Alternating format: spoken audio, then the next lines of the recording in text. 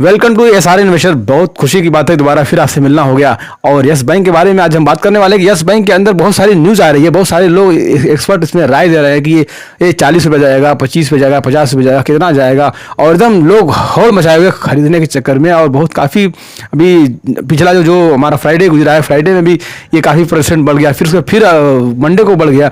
यानी कि इसमें लगभग 2 दिन के अंदर 20% की तेज़ी आ गई। ये तेज़ी कहाँ तक बनी रहेगी और ये तेज़ी आगे क्यों हो रही है और आगे कहाँ तक जाएगी, इसमें इन्वेस्ट करें ना करें, इसमें शॉर्ट टर्म नजरिया रखें या लॉन्ग टर्म नजरिया रखें, ये सारी बातों पे आज हम विशेष चर्चा करेंगे।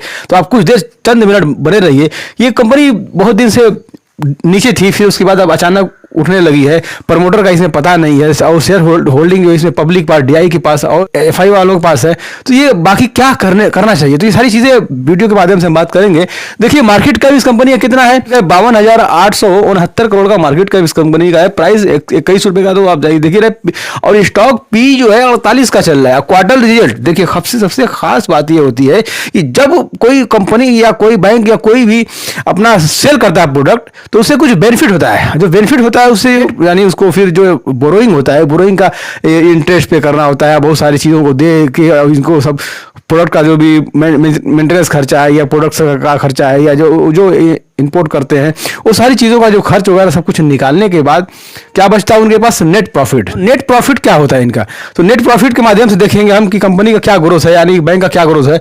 तो ये जो क्वार्टरली रिजल्ट हुआ 2022 की बात लेते हैं, बहुत लंबी बात जानने की क्या जरूरत है। अभी देखिए 367 करोड़ का, 311 और 153 करोड़, यानी कि ये घटते हुए क्रम, यानी कि हर क्वार्टर में इनका क्या हुआ, घटते ही गया।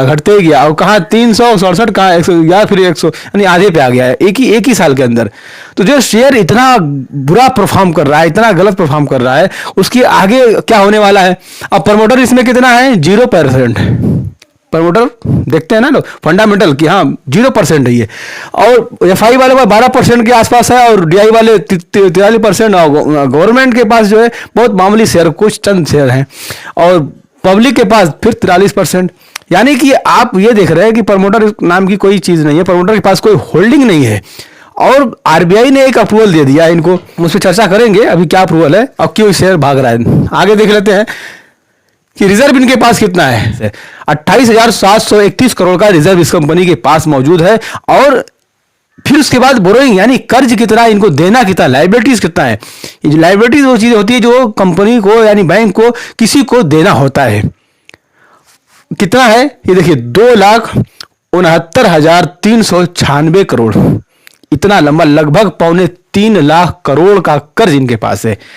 आप ये सोच सकते हैं कि जिसके पास इतना बड़ा कर्ज हो वो कंपनी कैसी हो। मामला क्या होता है कि 10% ये अपना शेयर किसी को दे सकते हैं, बेच सकते हैं।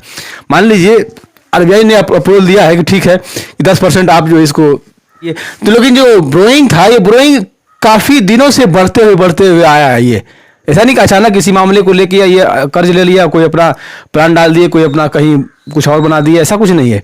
ये कर्ज धीरे धीरे बढ़ते काफी दिनों से कर्ज बढ़ता गया और आज ये लगभग 3.25 लाख के आसपास कर्ज हो गया है।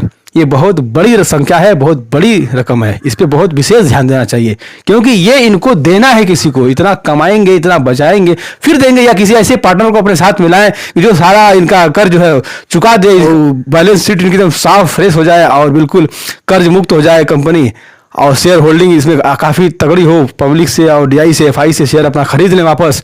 और फिर उसके बाद बहुत सारी मजबूत 50%, 60% अपना शेयर होल्डिंग बना लें।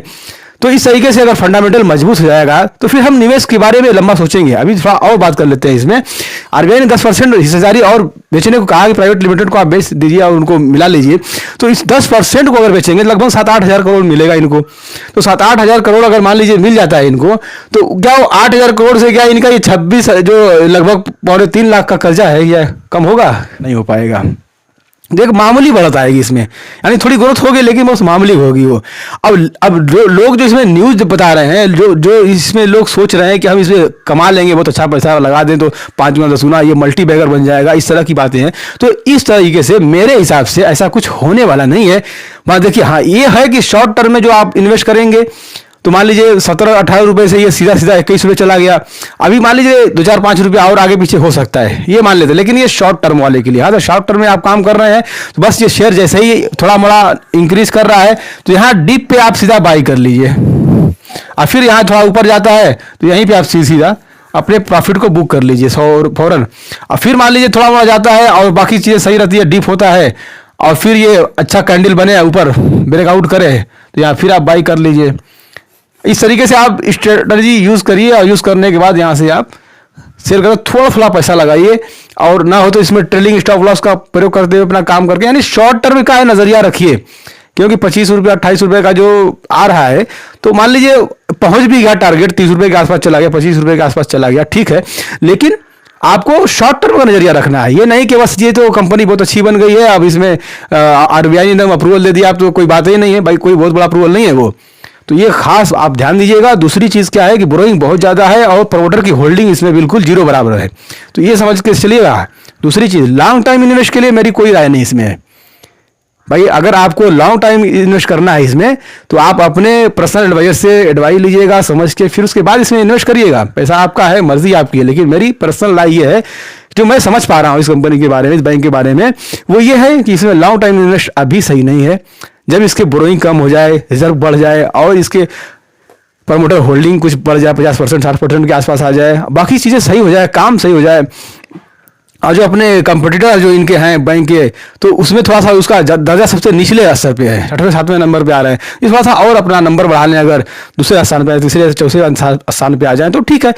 तो यानी कंपटीशन भी इनका बढ़ जाए, यस बैंक की थोड़ा चर्चा भी चलने लगे, लोग उसमें इन्वेस्ट करने, खाता खुलवाने लगे लोग, और लोग उसको थोड़ा पसंद करने लगे, जाने आने लगे, और वो मार्केट कैप उसका बढ़ जाए, तो सारी चीज़ें अगर मिल जाए भाई, एक इन्वेस्टर को बहुत कुछ देखना होता है, और खासतौर से छोटे इन्वेस्टर, मैं बड़े इन्वेस्टर की बात नहीं कर रहा, और जिसके पास अरबों खरबों रुपए हैं, वो मुश्किल नहीं है, वो कुछ भी करें, उनकी मर्जी है, वो सब कुछ जानते हैं, वो उन्हें कोई बताने की जरूरत नहीं है। लेकिन जो छोटे इन्वेस्टर है, जो 20,000 50,000 1 लाख छोटे अपना काम कर रहे हैं, किसी तरीके से काम निकाल रहे हैं, 10,000 को 12,000 15,000 करना चाहते हैं, तो वो उन लोगों के लिए है, ये कंपनी नहीं है।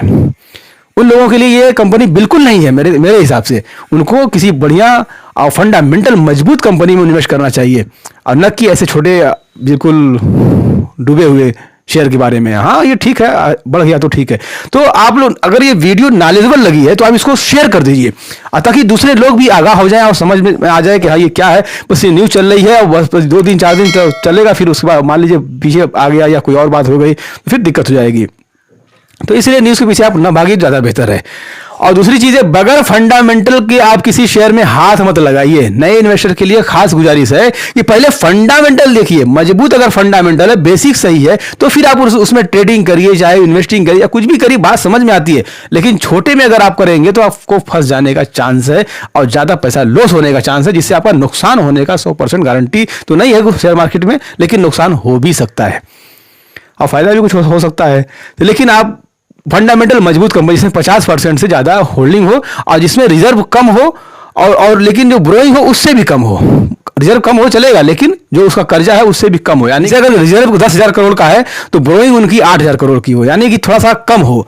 कम होगी तो क्या होगा, जब चाहेंगे तब, जैसे मान लीजिए ये 100 रुपये की होल्डिंग है, 100 रुपया रिजर्व इनके पास है, और 100 रुपये के बाद 80 रुपया इनके पास कर्ज है, ये किसी को देना है, ये माइनस करना है। जब ये माइनस करेंगे तभी तो हमारे पास 20 रुपया बचेगा। अब ये संख्या 20 रुपये की हमने लिया है, 100 रुपये की लिया है, इसके आगे आप 10 जीरो लगा दीजिए, इतनी बड़ी संख्या बना दीजिए, वो एक अलग बात है। लेकिन ये चीज़ों पे ध्यान देना है। वीडियो अगर आपको अनालिटिकल लगी है, सही है, लग रहा है तो शेयर करिए, कमेंट करिए और इसमें लाइक कर दीजिए। हमारा भी हम हौसला बढ़े, हम और बार बार आपके लिए मेहनत करते रहें। बहुत मेहनत करने के बाद सारी चीज़ें जानकारी में मिलती है और वीडियो अपलोड होता है, बहुत मेहनत के बाद ये वीडियो बनती है। तो आप लोग भी सर थोड़ा सा हमारी हेल्प करें और दोस्तों की हेल्प करें, ताकि ये वीडियो चलती रहे और हम भी आपसे संबंध बनाए रहें, बार बार मिलते रहें तमाम कंपनियों का एनालाइज करके। और सब्सक्राइब अगर कर लिए तो धन्यवाद, अगर पहली बार आए तो सब्सक्राइब कर लीजिए, ये बेहतर है। और फिर जल्द ही मिलेंगे दूसरी वीडियो में। Goodbye, see you, thank you.